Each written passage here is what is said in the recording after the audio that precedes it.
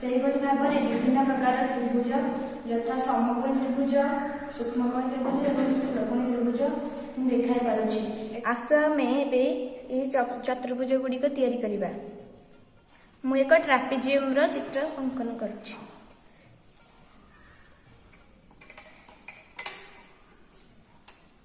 यह होछि एक ट्रापेजियम रो चित्र जो चतुर्भुजर एक जोड़ा विपरीत बाहु समांतर ताहाको ट्रापेजियम कहा जाए। यह होछि एक ट्रापेजियम रो आकृति। याकू मु ए बी सी डी रे नामकरण करिछि। एबे आमे गोटे सामांतरिक चित्र अंकन करिबा एवं तार क्षेत्रफल निर्णय करिबा। जो चतुर्भुजर दुई जोड़ा विपरीत बाहु समांतर ताहा एक सामांतरिक चित्र। एठारे ए बी सी डी एक सामांतरिक क्षेत्र, ए बी बीसी प्रति एक लंब, ए बी एହାର उच्चता।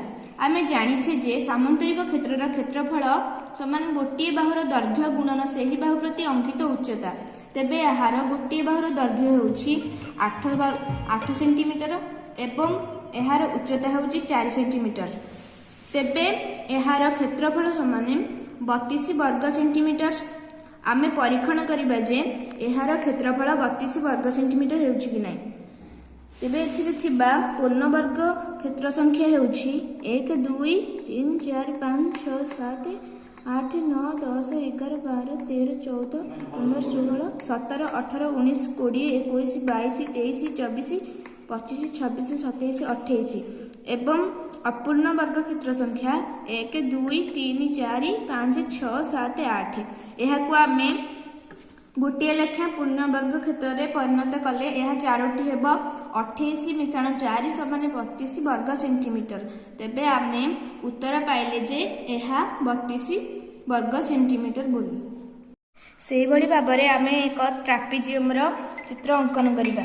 यह होछि एक ट्रापेजियम रो चित्र। यार मध्य आमे से प्रणाली रे क्षेत्रफल निर्णय करि परिबा। यह होछि एक वर्ग क्षेत्र। यार मध्य आमे गोटे क्षेत्रफल निर्णय करि परिबा। यह होछि गोटे आयत क्षेत्र। आमे साधारणतः जानिछे जे ए आयत क्षेत्रर क्षेत्रफल समान दैर्घ्य गुणन प्रस्थ।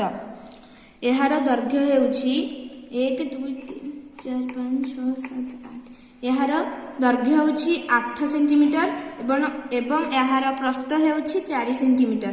तेबे यार क्षेत्रफल हेबो 32 वर्ग सेंटीमीटर। तेबे आमे परीक्षा करिबा जे यार क्षेत्रफल 32 वर्ग सेंटीमीटर हेउछि कि नै। एथिरे थिबा पूर्ण वर्ग क्षेत्र संख्या हेउछि 1 2 3 4 5 6 7 8 9 10 11 12 13 14 15 16 17 18 19 20 21 22 23 24 25 26 27 28 29 30 31 32। तेणु आमे एही परीक्षा रे उपनीत हेले जे आयत क्षेत्रर क्षेत्रफल समान दैर्घ्य गुणन प्रस्थ। यह द्वारा आमे सहजरे समस्त क्षेत्रर क्षेत्रफल निर्णय करि परिबा। एथिरे मध्य केतेक त्रिभुज निर्णय करि परिबा। मु एक समकोणी त्रिभुज निर्णय करूछि।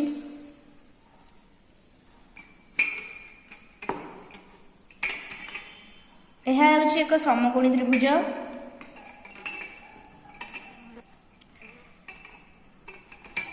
यह होछि एक स्थूलकोणी त्रिभुज एवं यह एक सूक्ष्मकोणी त्रिभुज अटे। तेणु यह एक सरल ज्यामितिक मॉडल अटे।